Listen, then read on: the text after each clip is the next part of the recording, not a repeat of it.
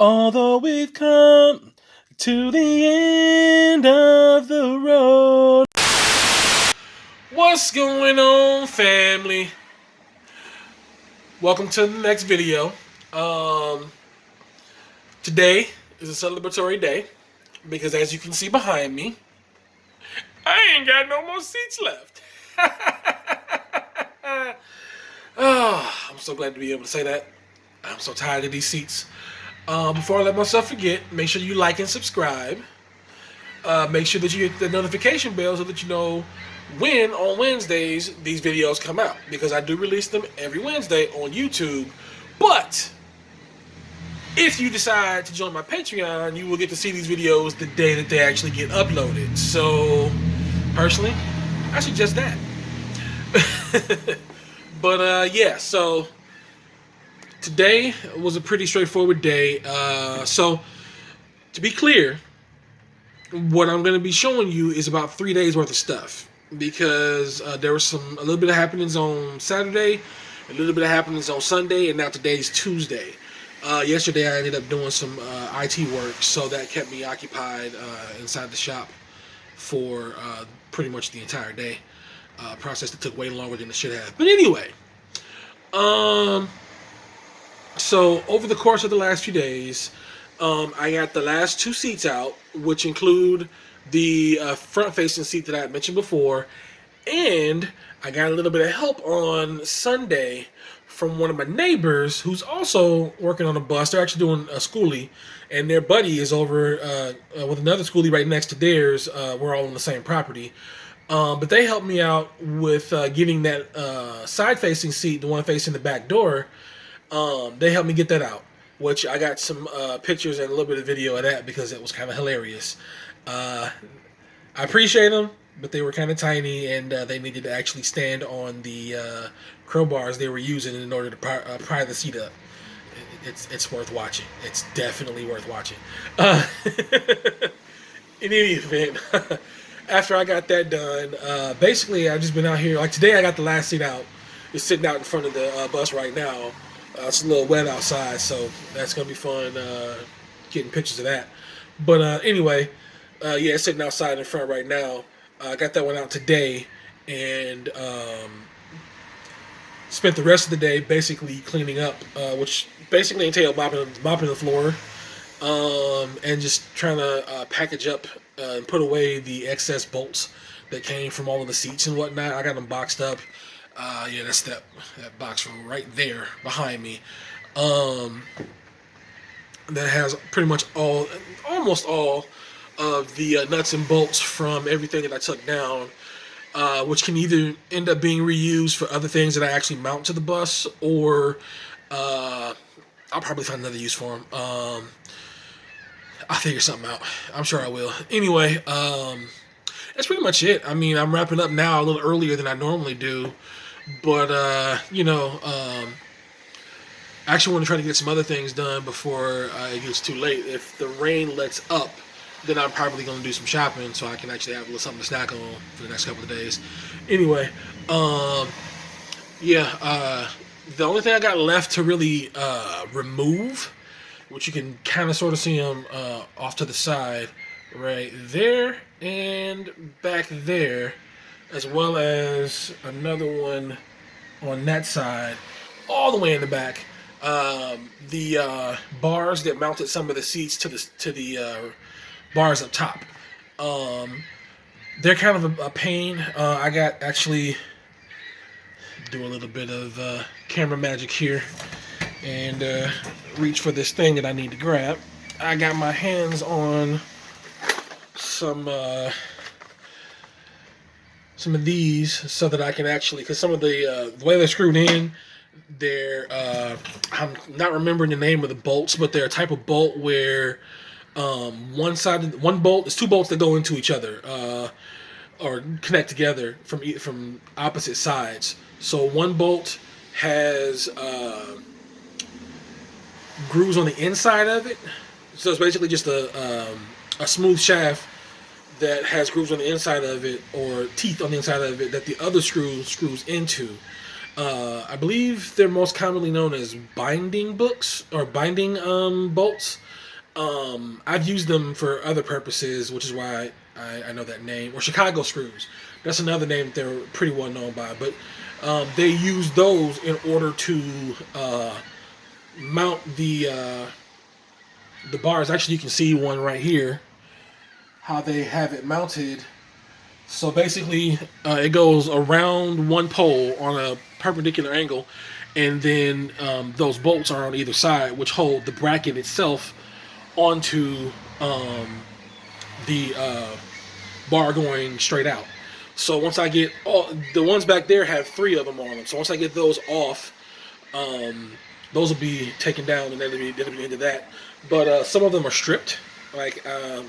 They're torqued down so tight that trying to take them off by regular means, which I used Allen wrenches, I used the socket wrench, and I used the impact driver for ones that just wouldn't move, and obviously they would move. So of course, what would give first is the actual opening where the tool is supposed to go into. So a couple of them got stripped. It is what it is. That's why I got the screws to be able to, or the I don't want to call them screws, the bits to be able to drill into bolt heads that are stripped to be able to pull them out. So I'll probably tackle that tomorrow. I might tackle that after I finish this video. I haven't decided yet. I still got probably close to 2 hours of light left, so it's totally plausible.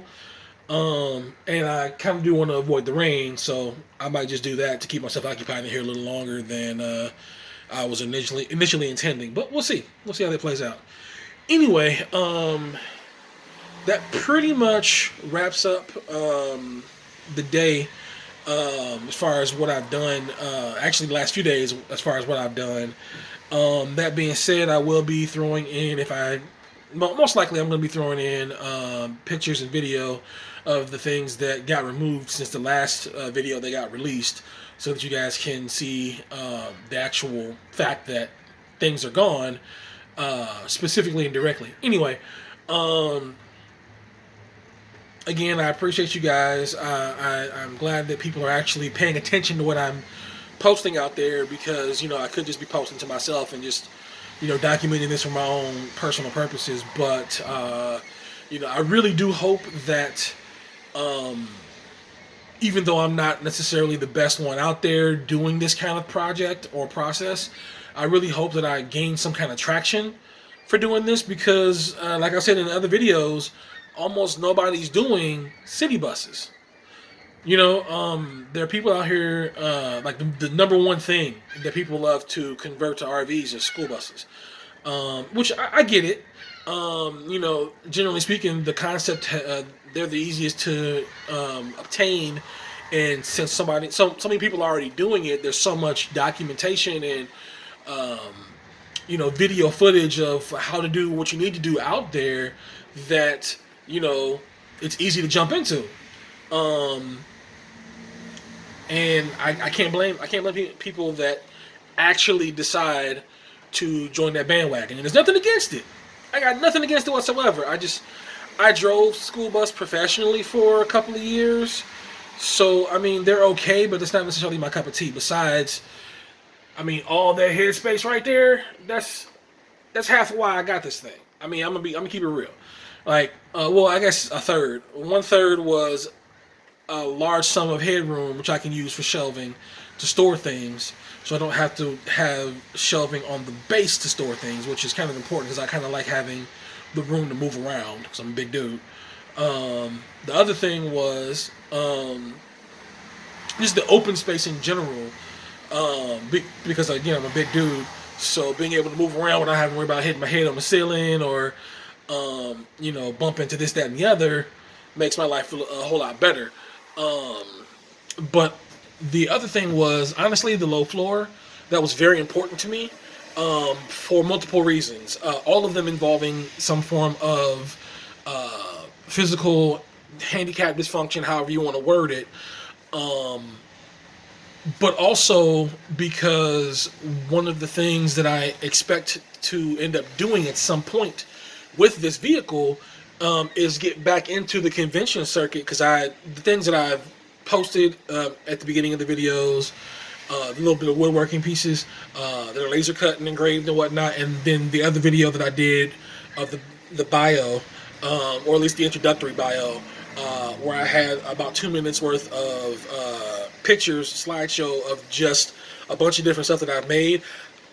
Before this all went down, my main thing was going to conventions and selling those items.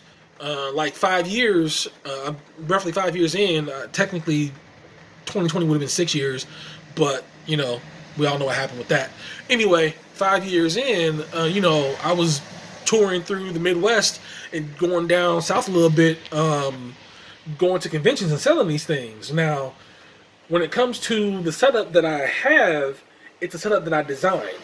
The booth layout is something that I designed myself, and if you are part of my social media in general, if you go through the pictures and video that I've posted up on my general social media, you know, Instagram, Facebook, Twitter, so on and so forth, you'll see the evolution of where I started with just a bunch of stuff sitting on the table, to building my own table, to, well, actually no, let me correct that. I started out just having stuff on the table, then I built a booth around the table, and then I built my own table, and then I just slowly upgraded the booth to what I have now, which the last version of that booth I came up with at the beginning of 2020, and I got to use in one convention before everything shut down. I was so excited about that. I was appreciative because I got to use it, but I digress.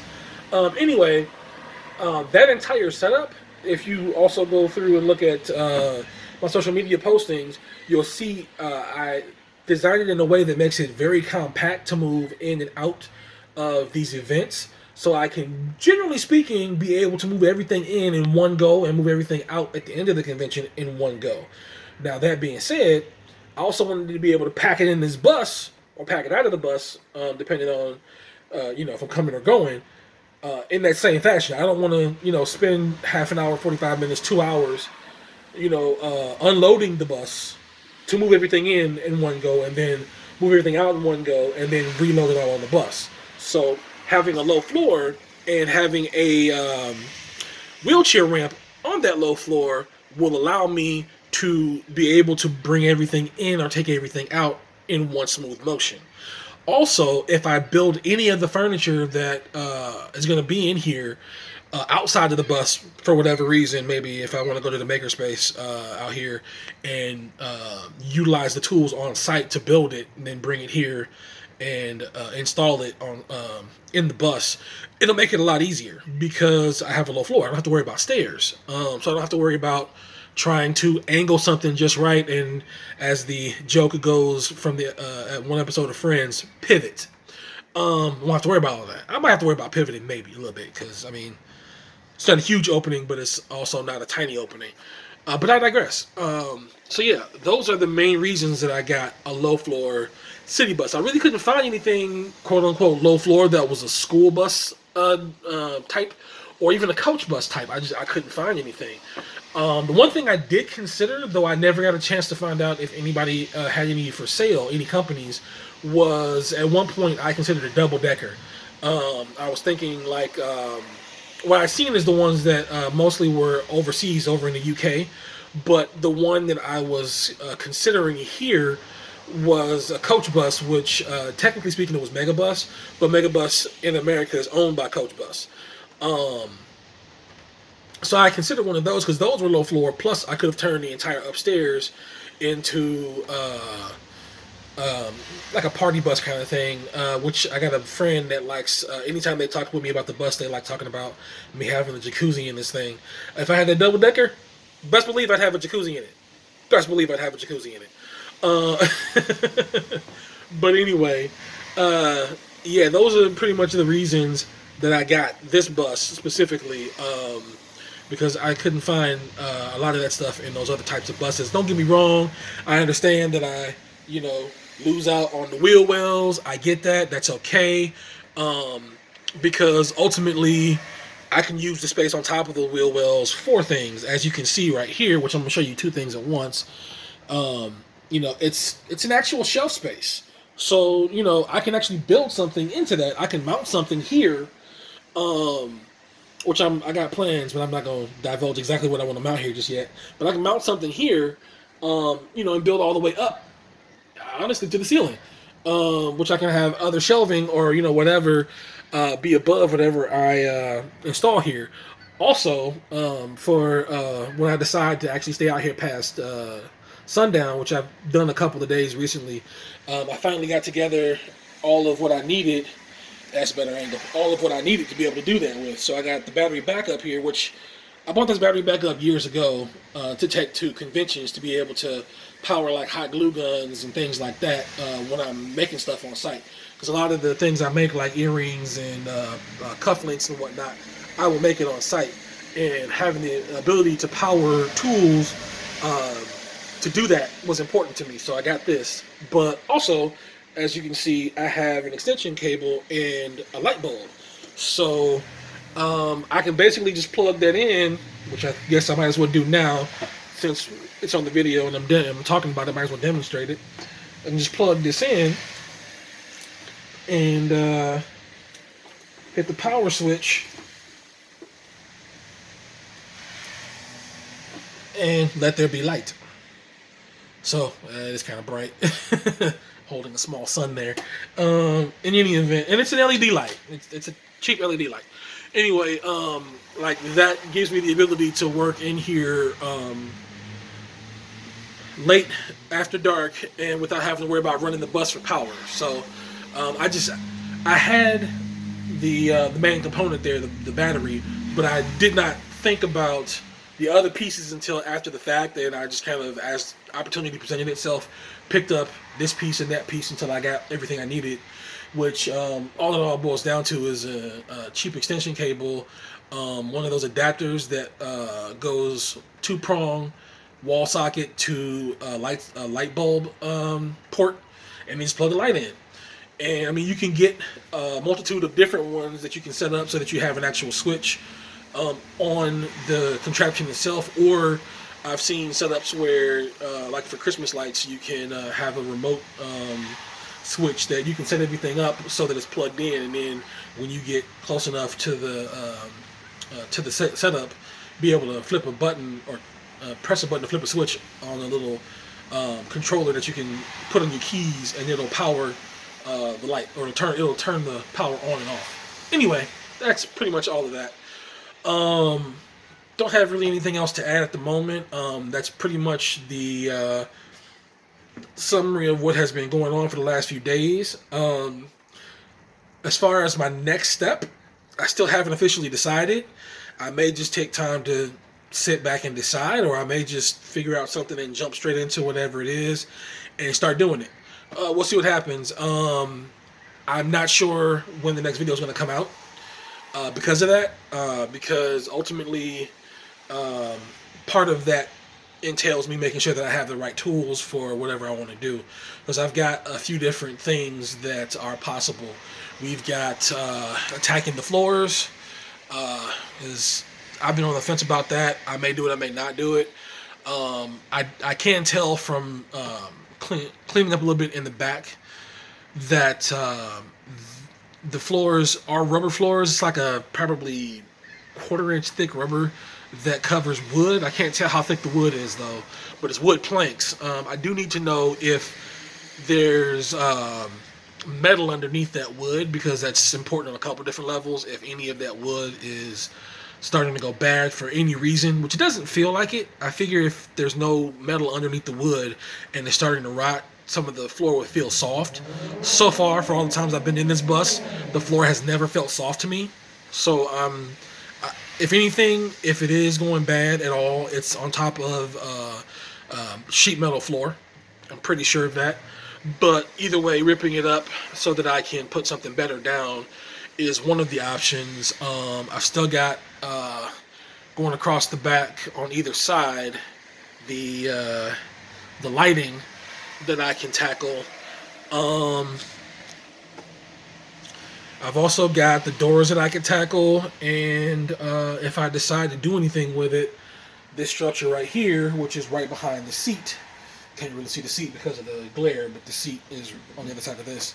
Anyway, attacking this thing if I decide to actually remove it, um, which I'm on the fence about.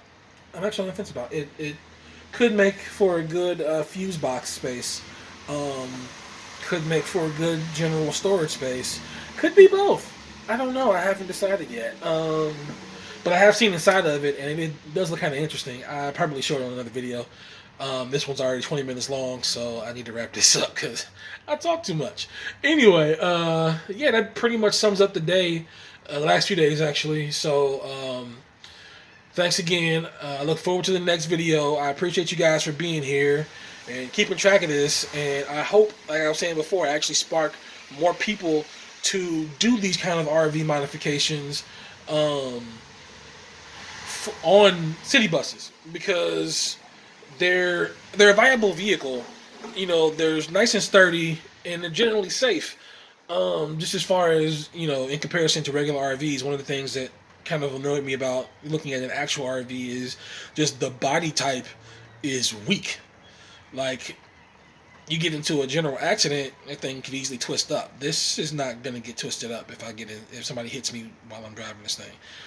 I've been in buses when they've had accidents, so I know specifically how that kind of thing can play out. And you know, this thing is 40-some thousand pounds moving along on the street, on the freeway. You know, the inside of the space is going to be pretty safe. So that's one of the things that because I always consider how everybody else drives when it comes to my safety. I'm only as safe as the idiot out there, which is how I ended up in the circumstance I'm dealing with my injury. It was the result of a car crash. You know, that vehicle was not built like a tank like this one is. So, of course, if I get into an accident in the car that's not really built that strongly, I'm going to get injured. Anyway, I'm going to stop myself before I continue to go on, because I will do so now that I found a tangent. Thanks again. I will see you guys in the next video. Have a good night. Have a good day. Have a good life. Thank you for subscribing. Thank you for being here. I hope that you stay. I hope that you continue to follow. And if you have any kind of input, insight, invite, whatever, throw it in the comment section, because I'm always willing to chat. I'm always willing to talk. And I'm always willing to look things up if somebody has a suggestion or an idea on things that I can do to improve my process. So hit me up. Let me know what's up. Peace.